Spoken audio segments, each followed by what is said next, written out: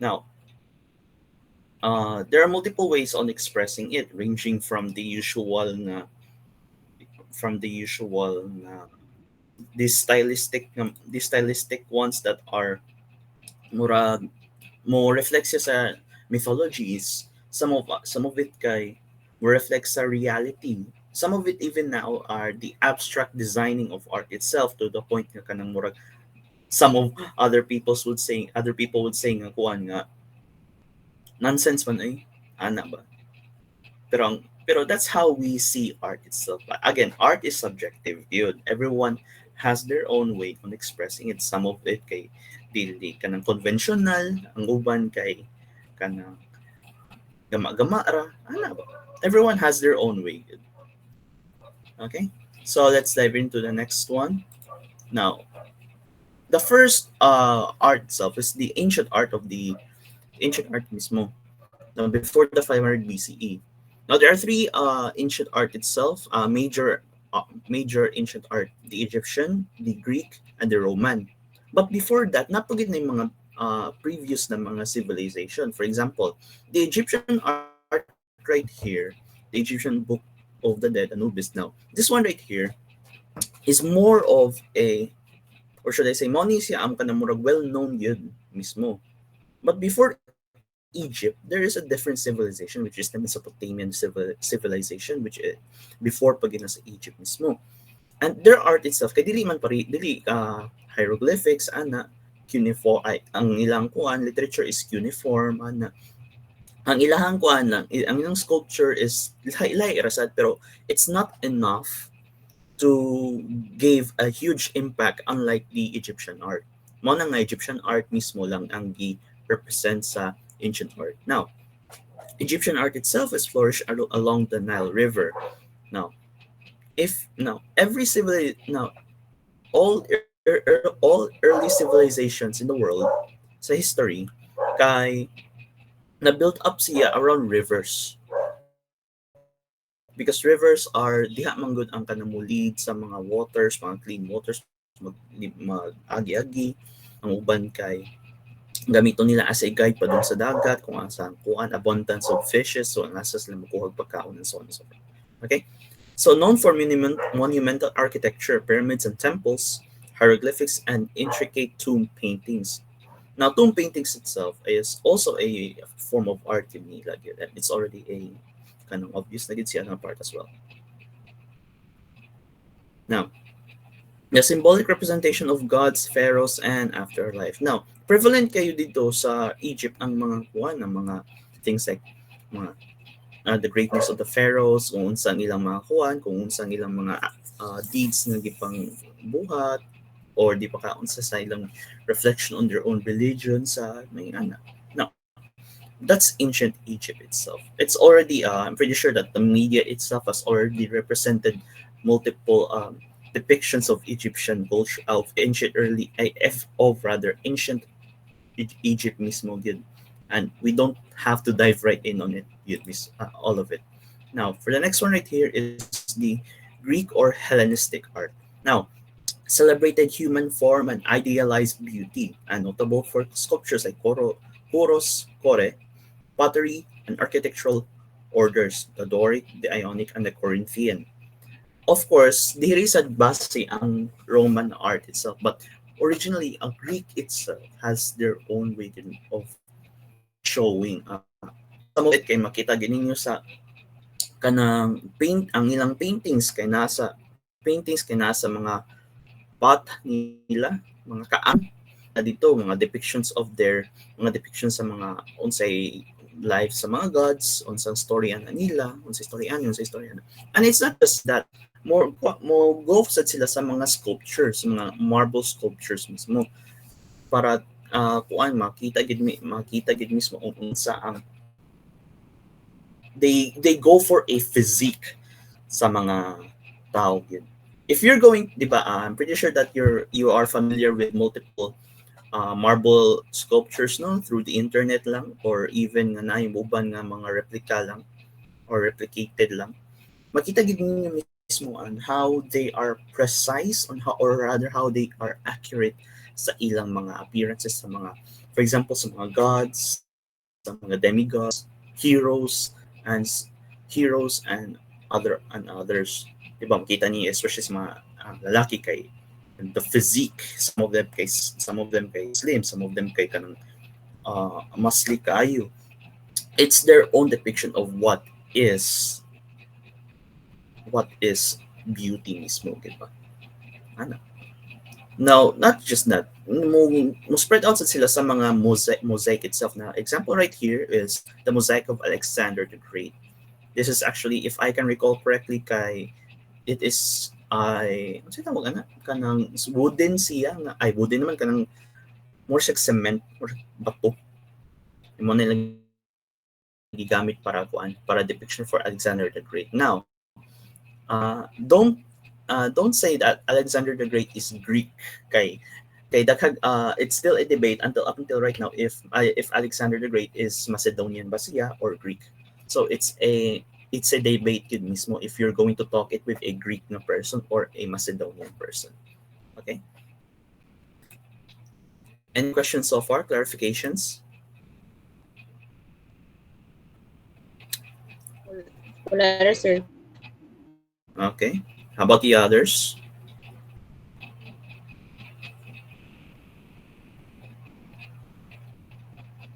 Hello?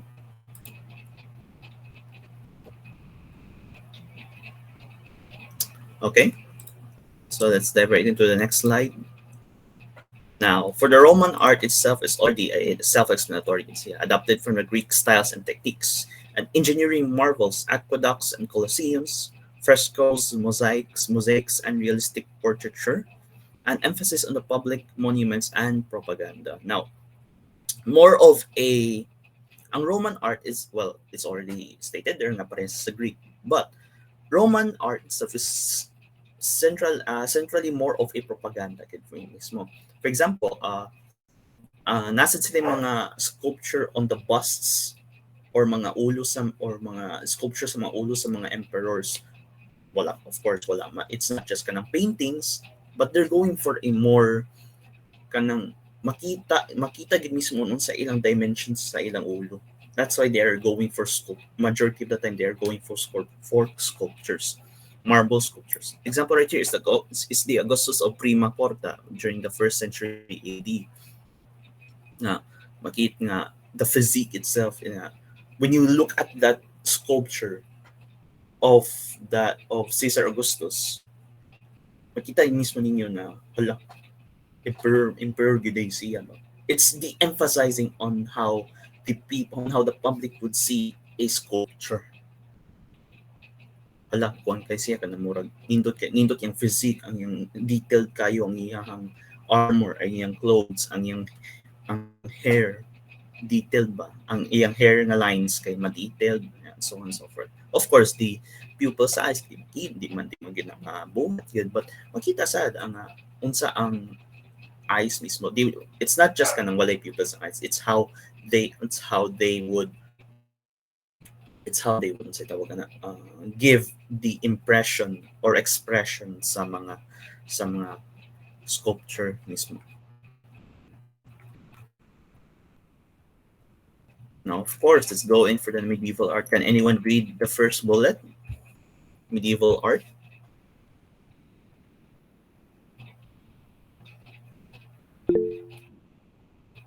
Yes, Miss Rio.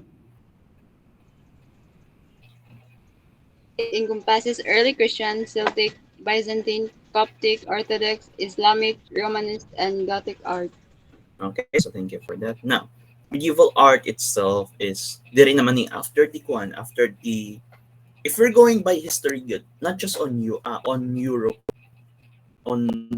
itself, makita mismo that makita gid mismo na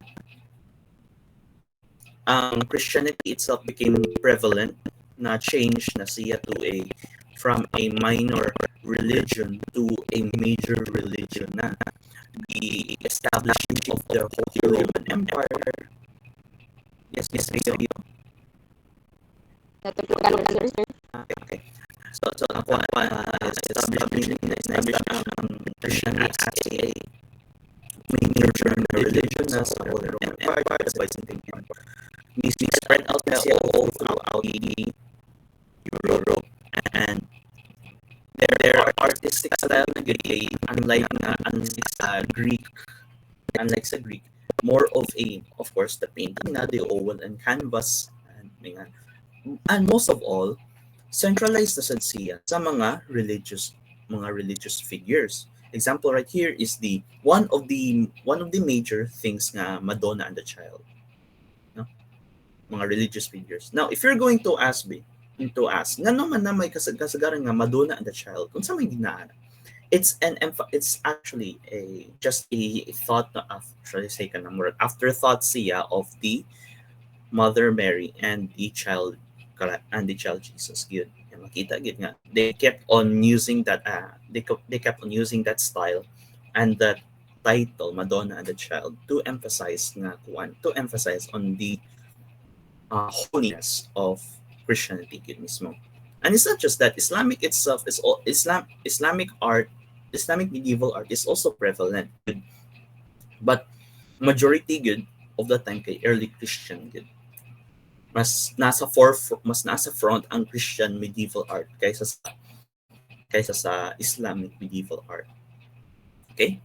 Now it also encompasses diverse forms such as sculpture, illuminated manuscripts, stained glasses, of course, mga stained glasses sa mga churches, especially sa Europe. Nakita niyo mismo nga kuya kay ilang paggamit sa mga stained glasses, mga forma lang yun ang mga religious figures. These artworks often rich in symbolism, reflect cultural heritage and religious themes. Now, mao ginaang medieval art.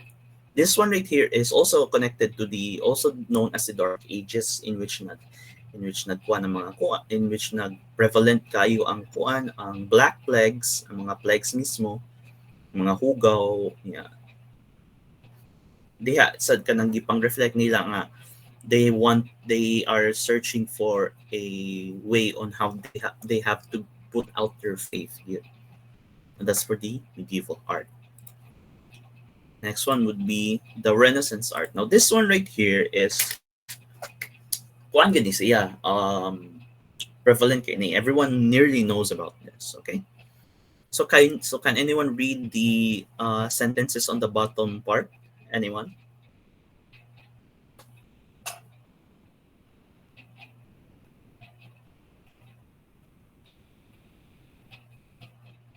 Hello? Can anyone read on the sentences on the bottom part?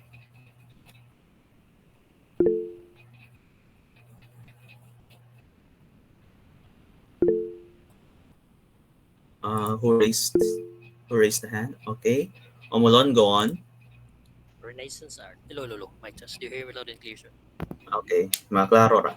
So, Renaissance art, produced during the 14th to 16th centuries in Europe, reflects a blend of increased awareness of nature, classical learning revival, and an individualistic view of humanity. Okay, so thank you for that, Omolon. Now, Renaissance art itself, okay. Of course, everyone nearly knows about the Renaissance. Yeah. But first of all, the major thing about it is that it looked back to the Greek and Roman stylistic of art.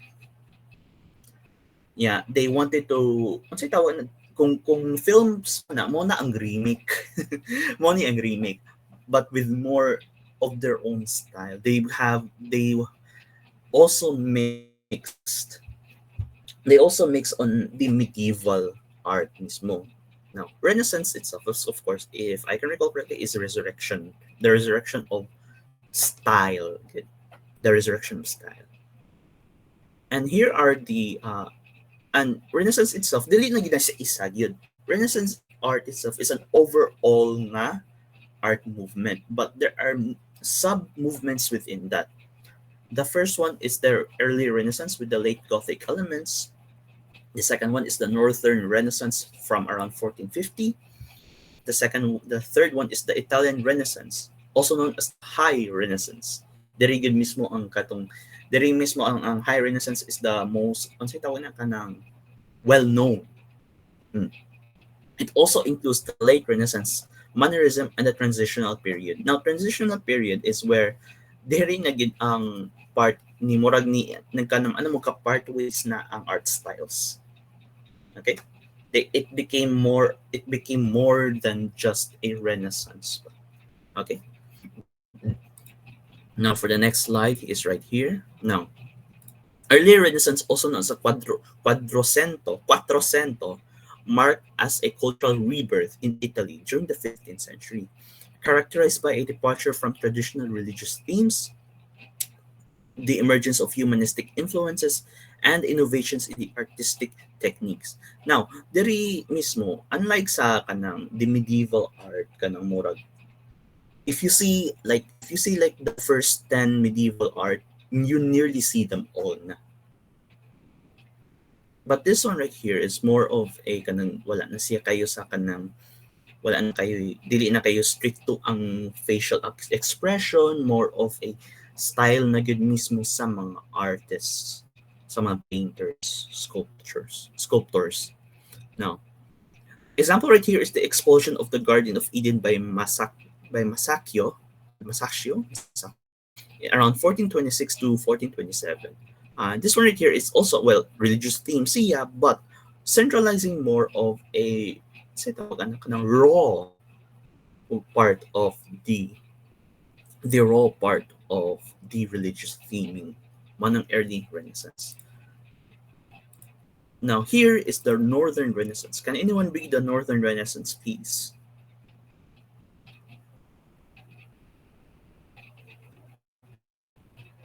Anyone?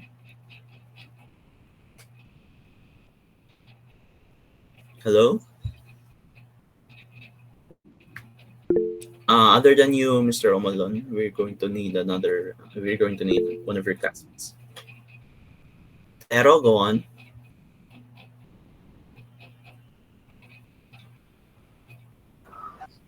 The Northern European Renaissance, beginning around 1430, saw artists like Jan van Eyck adopting Italian Renaissance techniques while emphasizing realism, accessible themes, and the influence of Protestant Reformation. Okay, so thank you for that, Tero. Now, Northern Renaissance is from the name itself, Northern Renaissance.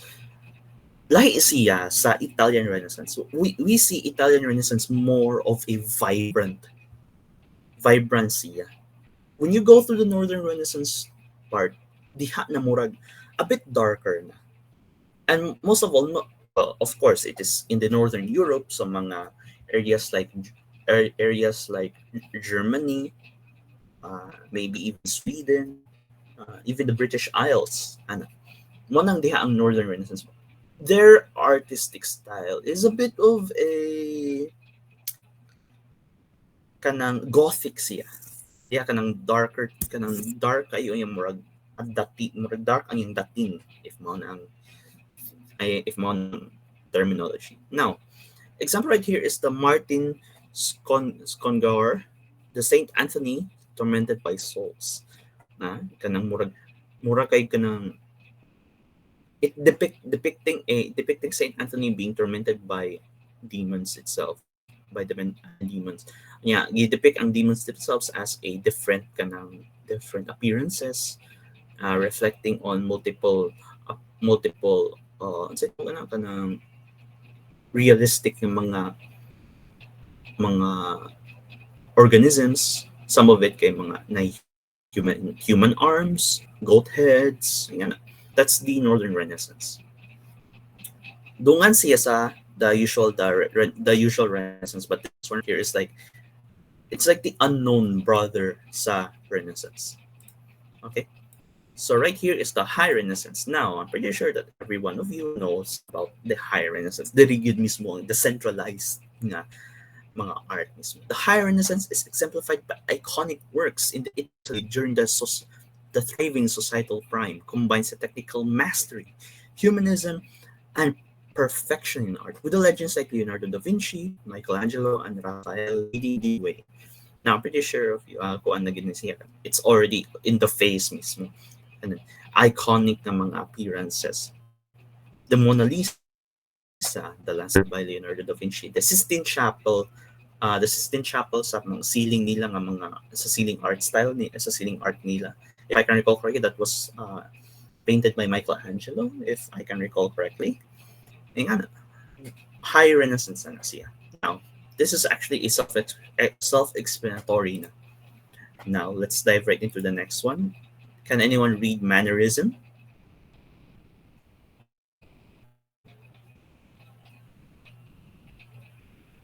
Anyone? Vergara, go on. Mannerism, an artistic style prevalent in Italy from the late High Renaissance to the early Baroque period, from 1520s to around 1590. It emerged as a reaction to idealized naturalism, emphasizing intricate problem solving and unconventional compositions, often resulting in elongated figures and artificiality. Okay, so thank you for that. Now, mannerism itself is usually diri na ang kanang late version na sa Renaissance. Ang art nila, example right here is the Nativity by Perino del Vega around 1534. Makita mismo, I apologize if dili kayo makita, but there's an example right here kanang kahuot ang mga tao mismo ba. This is the Nativity, the birth of Christ. Makita mismo ninyo diri nga if makakita mo tarong, sorry about that, na ang makita nga wala sila ga distansya, gahuot sila. Ang the depiction of the say tawag na kanang the shepherd, right on the leftmost part, the depiction of three kings as well, the depiction sa mga angels na nasa upper part of the painting. Makita ninyo nga murag gahuot man mo. Murag na sense of artificiality. Okay, so that's mannerism. Let's dive into the next one. Now, Baroque art. Baroque art is, well, different. Characterized by dramatic compositions, intense emotions, and ornate details. Baroque art, prevalent in the 17th century, is characterized by grandeur, sensuous richness, drama, and emotional exuberance. And it often blurs the distinctions between various arts, emphasizing movement, tension, and vitality. Kini na Baroque art, this is the one that murag nagka, if we're living on that era, we're going to say nga OA. Murag OA tanaw. One. An example right here is the portion of Catos cutting himself in the thigh, 1664 by Elisabetta Sirani. Na murag kanang say tawag a bit extreme, a bit overreacting, but that's on the part itself, that's on the art mismo. Now, if makano on how the art evolves itself, we're ranging from the religious figures to political figures. Majority of the time dayon nga religious figures na sa balik, to the point na murag nagkanang anam na og ka personal ang art mismo. Example right here's the Baroque art, mas overreacting appearance, expressions of the subjects kay murag a bit change na sad ang uban kay ngon katong ilang gipang-ingon sa internet right now, nonchalant. Mangingana nonchalant, anger, and so on and so forth. Okay, so Rococo art. Now, can anyone read the first bullet of Rococo art?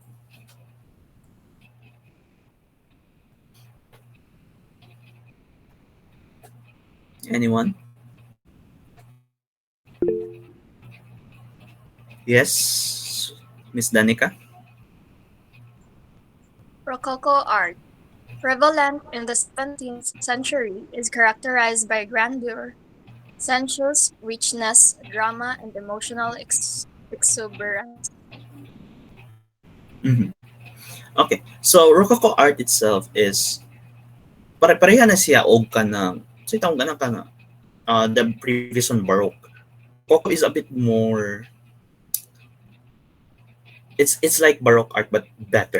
Mo na ang makuan. Mo na ang let's say tawagan na maingon lang. But Rococo art is like a wider version of the Baroque art. It often blurs distinction between various arts, emphasizing movement, tension, and vitality. Example right here is the, the Pilgrimage to Cytherea by Jean Anton Watteau. I think if that's the uh, pronunciation. No, Rococo art itself is a bit it's surprisingly say tawagan na niya na Baroque artists sought to move beyond traditional boundaries, combining realism with sacred imagery from the biblical and mythological sources. And the era produced remarkable works that evoke naturalness and spirituality. Now, dire siya, di ba? Before we see the religious figures sa mga previous na mga art styles, Baroque and so on and so forth.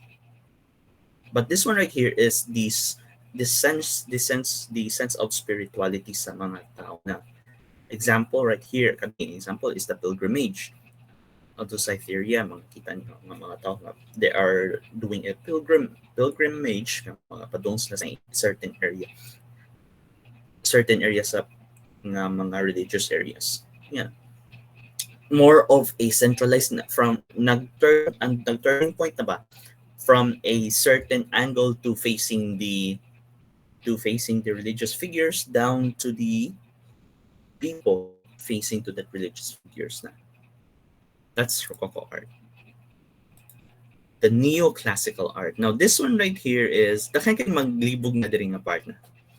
Some of them kay after sa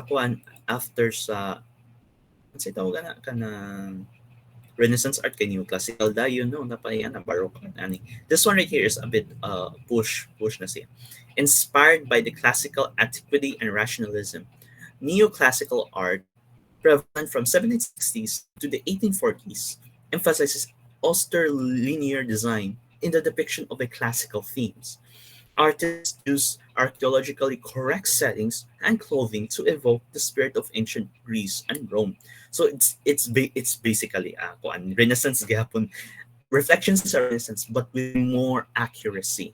Mas accurate ang depiction sa mga tao, especially sa ilang mga kipang sulob.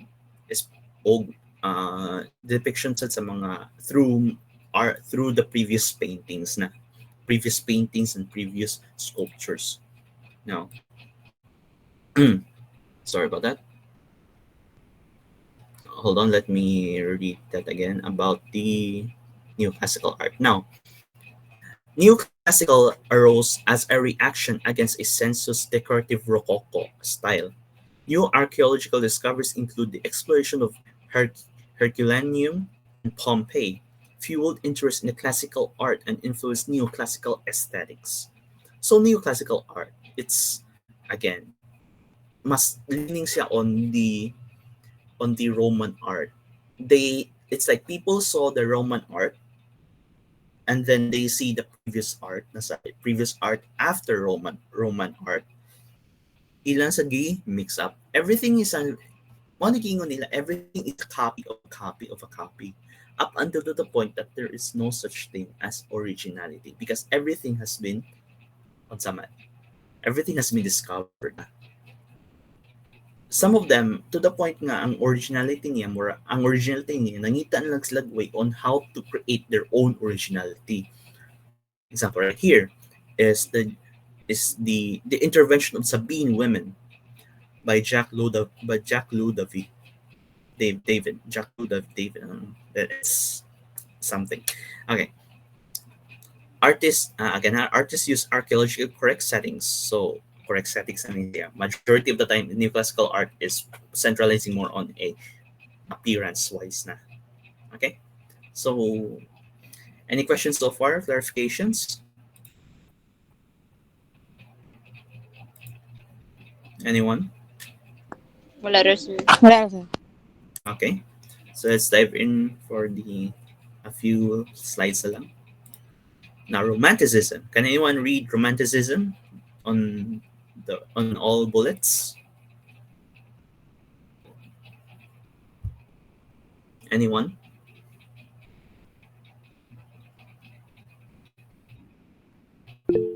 Kalaob, go on. Romanticism emphasized emotion, imagination, and individualism. Romanticism, prevalent from the late 18th to the mid 19th century, emphasized the individual, the subjective, and the emotional. Artists rejected strict rules and celebrated imagination, passion, and personal expression. Okay, so now romanticism, the word romantic, emphasize na gid siya on the emotions. It's not just that, it's not just emotions mismo. It's how dili lang sa face expression sa mga subjects sa ilang face, but on also how they can move their body. Diba naman to ikanihan, I say nga mas OA. Overreaction ba? Overreaction isn't really a bad thing, especially sa art. It's more to emphasize the person's the subject's struggle, the subject's feeling about a certain emotion. Now, example right here is The Nightmare by Henry Fuseli.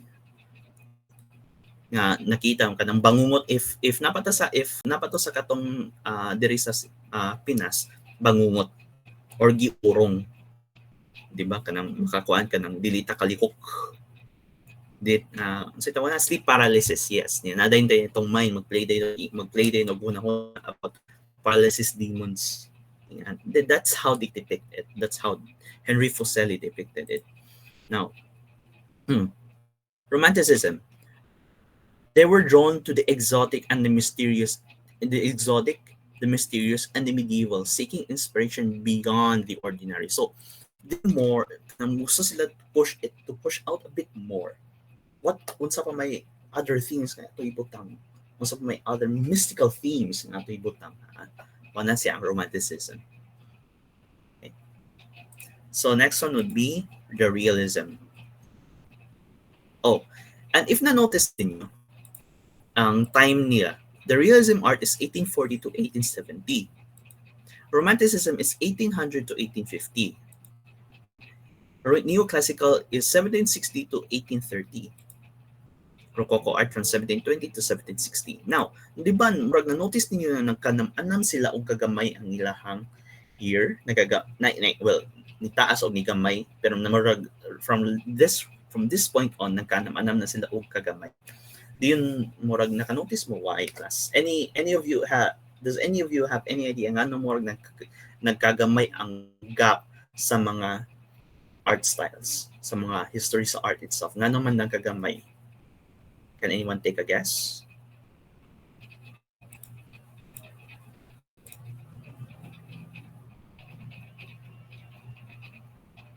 Hello?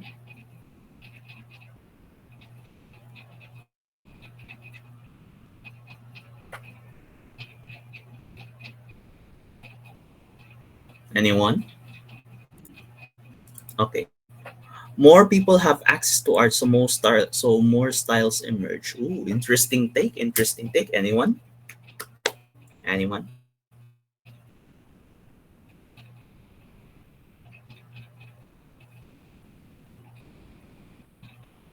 Anyone else?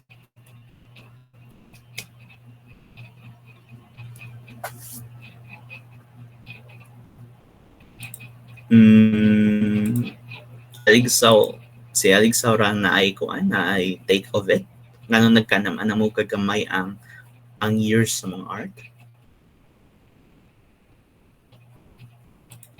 Okay, so I think murag wala answer mo ba? Now, let's have a certain let's put our minds up balik to present day. We are, di ba? I'm pretty sure that all of you understand what memes are, correct? Memes, MEMES.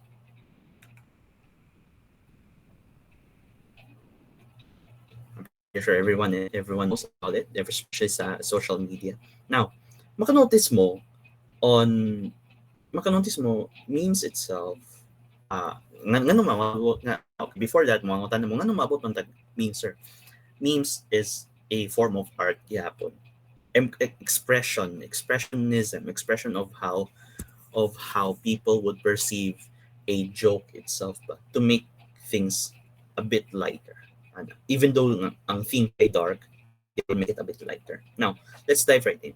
Makanotice mo on how I've been in the internet for a very long time, and I've been seeing memes around it. And I noticed as well that memes, that there's a certain introduction of a meme. Back then in 2012, that certain meme would stay relevant for an amount of time. Some of them can maabot sila months. Some of them maabot to 5 months, 1 year, and so on and so forth. Now, later on, murag na notice na ko that memes later on are becoming more, unsay tawagan na, can be accessed more on the public na. Mas daghan ang nakasabot sa meme itself. Until later on, the meme itself would die out. Mamatay ang meme. Nga naman. Because everyone knows it na. That was back in 2012. Later on, nowadays, makita na itong certain meme.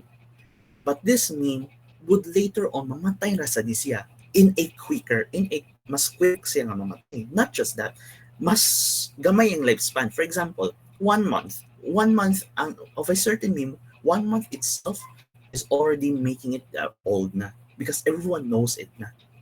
That's why everyone would move on to a new meme. Money ang how art itself mismo said. As what Aligsaw said, more people have access to art, so more styles emerge. That's my take. So sakto si Aligsaw.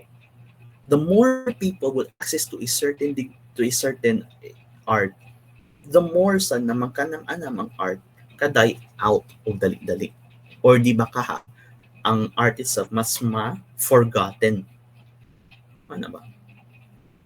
Now that's how come art itself, or should I say, that's how art itself can magkanam-anam sila og ka, murag magka-irrelevant siya on a certain degree. Okay? So let's dive into realism art. Now, realism art, also known as naturalism or objective realism, seeks to accurately depict the world as it exists. Artists focus on ordinary people, everyday scenes, and meticulous attention to detail. Now, realism itself is, again, from the point itself, realism.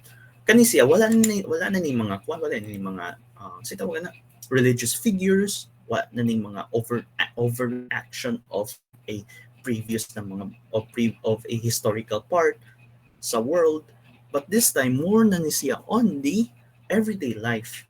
If makita mo sa mga museums na paintings, who among you here have heard of the word still life? STILLLIFE, still life. Wala.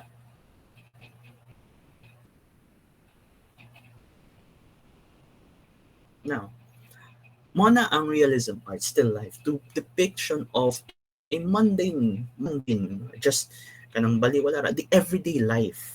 Muna ang realism art. Okay? So, hold on.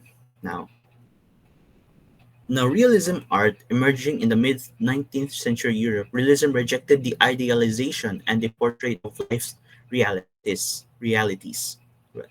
Even if they were sometimes unflinchingly raw, meaning murag it's there, kanang murag wala kay siya impression, wala dili kay makita ang mga nouns sa mga tao.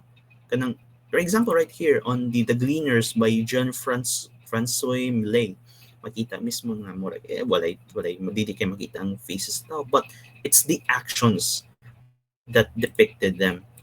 Actions, money din sa lipot ang actions speak louder than words. Makita mismo on how they are doing the farm work. Okay, so that's realism.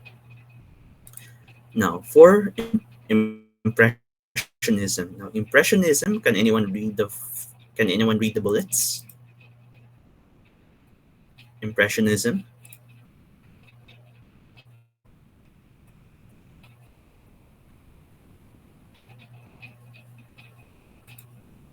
Hello?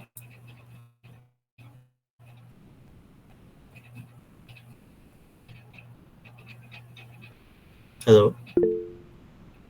Okay, Talao, go on. Impressionism.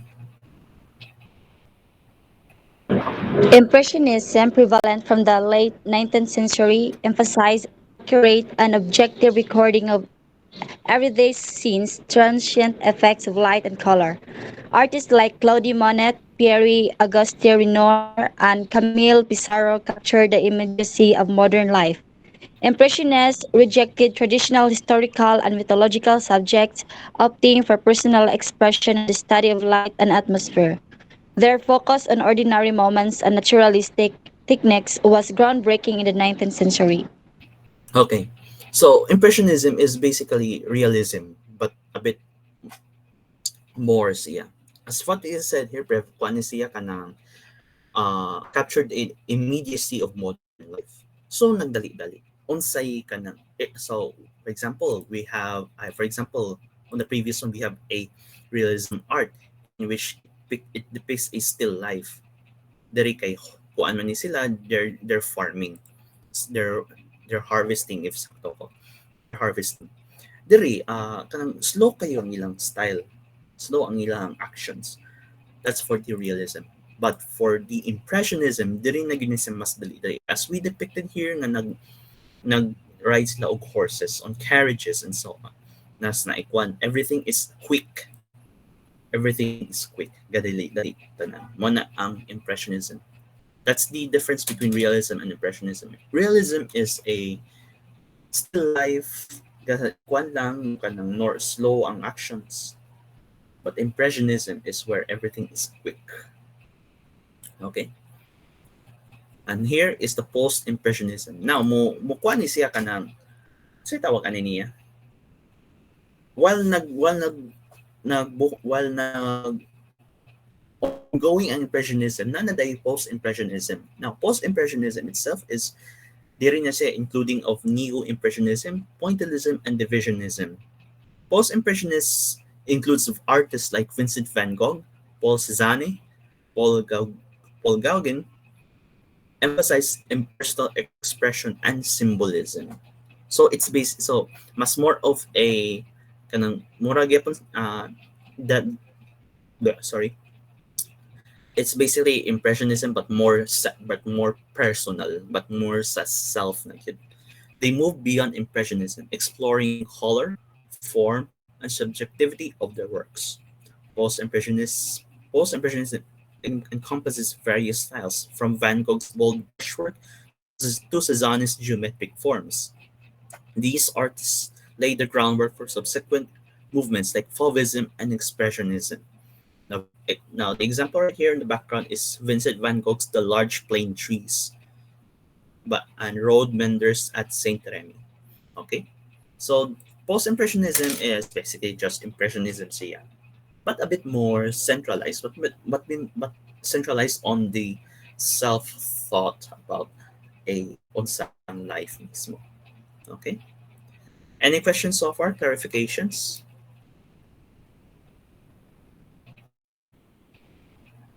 Violent Wala, reactions? sir. Wala?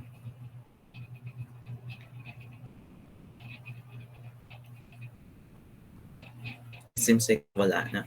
Okay, so I'll stop sharing for a short announcements. Hold on. Oh, mali nga.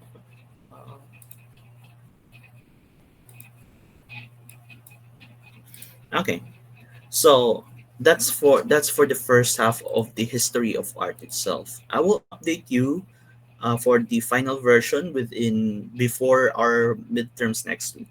But also before mag-create sa ko og mga slides and other lessons before paani for you to use it as your ng reviewer. Okay?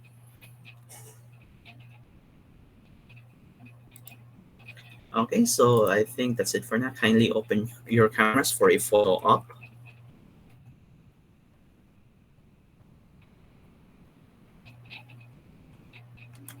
Okay. A screenshot na in 3, 2, 1, smile. That's one. Hold on. Another one. 3, 2, 1. Smile. Okay, so that's it for now. Thank you all for joining for our class this day, and I hope that you've learned something new. Thank you, sir.